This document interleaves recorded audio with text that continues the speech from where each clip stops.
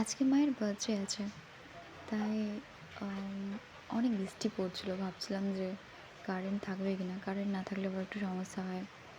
তার জন্য যাই হোক হর হর মহাদেব শুরু করলাম। আম তারপর ভাবলাম যে কোন ডিজাইনটা করা যায়। তারপরে দেখলাম মায়েরই তো। মাদের তুমি যাই দাও না কেন, মারা তো ওটা পছন্দ করবেই।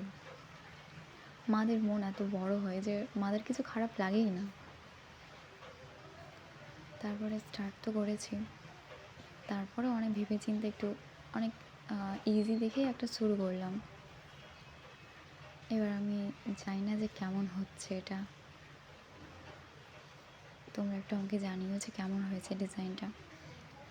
তারপরে কারেন্ট চলে গেছিলো। অনেকক্ষণ ওয়েট করার পর 2 ঘন্টা ওয়েট করেছিলাম, কারেন্ট আসলো। তারপরে রেডি করতে পারছি।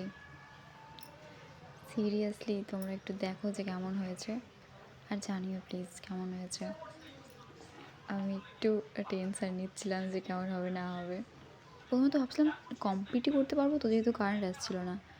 তারপরে দেখছি যে না, কারেন্ট আসার পর কমপ্লিট করার চেষ্টা করেছি।